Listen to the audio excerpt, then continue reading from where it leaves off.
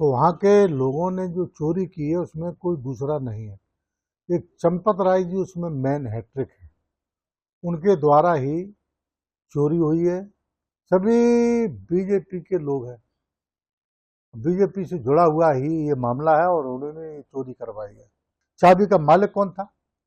चाबी के मालिक तो चंपत राय थे। तो जब वो चाबी वो रखते थे तो चोरी कैसे हुई? इसका मतलब बहुत बड़ा षड्यंत्र है और इसमें अगर गहराई से छानबीन हुई तो इसमें बहुत लोग निकलेंगे जिसका आप सोचते भी नहीं होंगे। योगी आदित्यनाथ जी वो केजरीवाल जी के आने से बहुत बौखलाए हुए हैं। वो क्या कह रहे हैं? केजरीवाल जी, अयोध्या का मॉडल पूरे देश में आप लागू कीजिए। क्या है अयोध्या का मॉडल? चंपत 420 ने जो मोदी के द्वारा यहां पे बैठाया गया है, उसके द्वारा जमीन खरीद में घोटाला, निर्माण कार्य में घोटाला, प्रभु के आभूषणों में घोटाला, दान चढ़ावे में घोटाला, घोटाले पे घोटाला कर रहा है। उसके बाद आप उसके पक्ष में खड़े हैं। वहां छोटी सी भी अगर कोई गलती हुई है तो उसकी जिम्मेदारी इनकी है।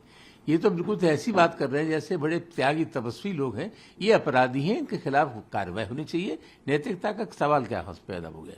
आज सरकार तुम्हारे हाथ में है और कुल मिलाकर के सरकार के चलते अगर कोई घपला होता है, कोई भ्रष्टाचार होता है, चोरी होती है तो आपकी जिम्मेदारी है। ये पुरानी बातों के करने से कोई फायदा नहीं है। देखिए, मंदिर की चोरी होना ही पहले तो बहुत बड़ी बात है, जो हम सभी देशवासी लोग, हम सभी लोग मिलकर के एक आस्था को प्रणाम करते हैं। तो वहाँ के लोगों ने जो चोरी की है उसमें कोई दूसरा नहीं है। एक चंपत राय जी उसमें मेन हैट्रिक है, उनके द्वारा ही चोरी हुई है। और जो कल एफआईआर हुई है, एफआईआर हो गई ठीक है, लेकिन उसको तुरंत एक हाईलाइट करके उनको पकड़ना चाहिए। जो इनके साथ अन्य सभी लोग हैं, और जो सभी लोग हैं कौन? सभी बीजेपी के लोग हैं, बीजेपी से जुड़ा हुआ ही ये मामला है और उन्होंने चोरी करवाई है। तो ये आस्था को ठेस पहुंचाने वाली चोरी हुई है। हम सभी लोग मांग करते हैं कि बड़ी से बड़ी इस पर कार्रवाई हो। क्या लगता है आपको कि सिर्फ जो छोटे लोग थे उन पे एफआईआर दर्ज की गई है, जो बड़े इसमें नाम है उनको? मैंने क्या कहा, इसमें बीजेपी के लोग जुड़े हुए हैं, इसलिए वो छोटे लोगों को घसीटना चाहते हैं। जैसे चंपत राय एंड कंपनी, ये सब चंपत राय से अकेले बैठ करके और उनको कड़े सवाल उन पर पूछे जाएं, वो सब बता देंगे कि चोरी किस पर चोरी। चाबी का मालिक कौन था? चाबी के मालिक तो चंपत राय थे। तो जब वो चाबी वो रखते थे तो चोरी कैसे हुई? इसका मतलब बहुत बड़ा षड्यंत्र है और इसमें अगर गहराई से छानबीन हुई तो इसमें बहुत लोग निकलेंगे जिसका आप सोचते भी नहीं होंगे। नहीं, इस्तीफा देने की कोई आधिकारिक जानकारी मेरे पास नहीं है। ऐसी खबरें मीडिया में चल रही हैं, तो मुझे उसकी जानकारी नहीं है कि उन्होंने इस्तीफा दिया है कि नहीं दिया है। लेकिन ये जानकारी जरूर मिली है कि जो उत्तर प्रदेश के मुख्यमंत्री हैं योगी आदित्यनाथ जी, वो केजरीवाल जी के आने से बहुत बौखलाए हुए हैं। वो क्या कह रहे हैं? केजरीवाल जी, अयोध्या का मॉडल पूरे देश में आप लागू कीजिए। क्या है अयोध्या का मॉडल? प्रभु श्री राम के नाम पे चंदा चोरी? चंपत 420 ने जो मोदी के द्वारा यहां पे बैठाया गया है, उसके द्वारा जमीन खरीद में घोटाला, निर्माण कार्य में घोटाला, प्रभु के आभूषणों में घोटाला,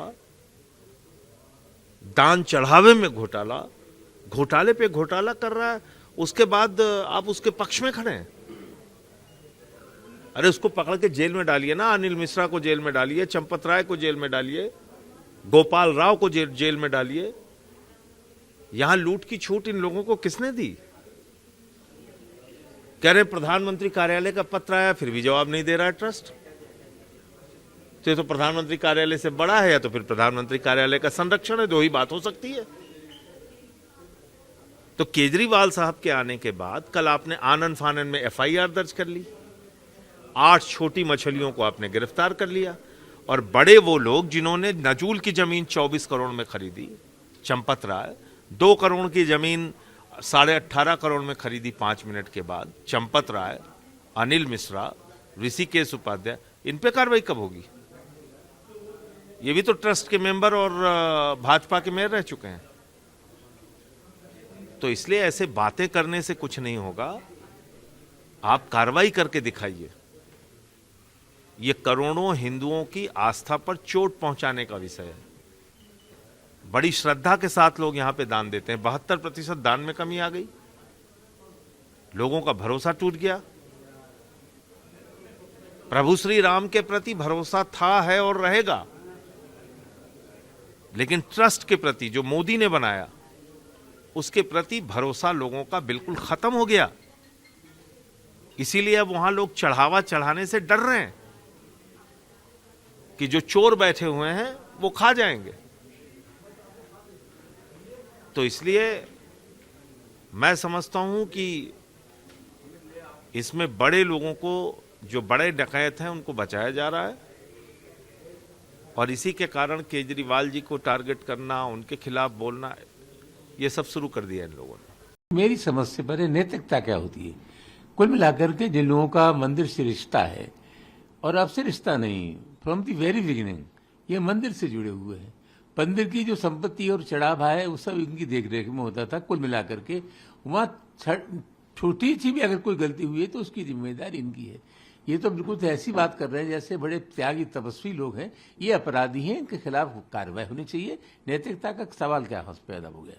सर, बीते दिनों भी 8 लोगों के खिलाफ इसी मामले को लेकर जो FIR है वो हुई थी, लेकिन उसके पे उस पूरे मामले पे शिवसेना के जो सांसद है संजय राउत, उन्होंने कहा कि जो मुख्य गुनाहगार हैं वो अभी भी ट्रस्ट में काम कर रहे हैं, जो छोटे लोग हैं उन्हें जानबूझकर फंसाया जा रहा है, उनके खिलाफ कार्रवाई। ठीक बात है। लगता यह है कि जो असली गुनहगार हैं उनको बचाने के लिए उनके जो नौकर हैं, ड्राइवर हैं, उनको बलि का बकरा बनाया जा रहा है। कुल मिलाकर के इस भ्रष्टाचार के लिए अंतिम रूप से लोग जिम्मेदार हैं, उनके खिलाफ प्रभावी कार्रवाई होनी चाहिए। सर, उत्तर प्रदेश के मुख्यमंत्री योगी आदित्यनाथ, उन्होंने बोला कि एक तरफ वो लोग हैं जो ये मानते थे कि भगवान राम का कोई वजूद नहीं है, अयोध्या के वजूद को वो निकालते थे, कोर्ट में मुकदमा लड़ते थे, और दूसरी तरफ अब वो इन्हीं सब मामलों को लेकर मंदिर और सरकार पर सवाल उठा रहे हैं। इससे बड़ी बेवकूफ़ी हो सकती है, चाहे भारत सरकार हो चाहे राज्य सरकार हो। ये बीजेपी की सरकार है। 5 साल पहले हमने क्या किया, 10 साल पहले नेहरू जी ने क्या किया, 15 साल पहले मुलायम सिंह ने क्या किया।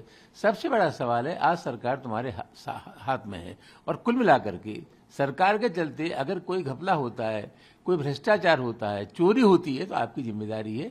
ये पुरानी बातों के करने से कोई फायदा नहीं है। यानी अपनी जिम्मेदारी स्वीकार करनी चाहिए और गुण दोष के आधार पर इस समस्या का निस्तारण करना चाहिए। प्रभातखबर.com, विश्वास वही, रफ्तार नहीं।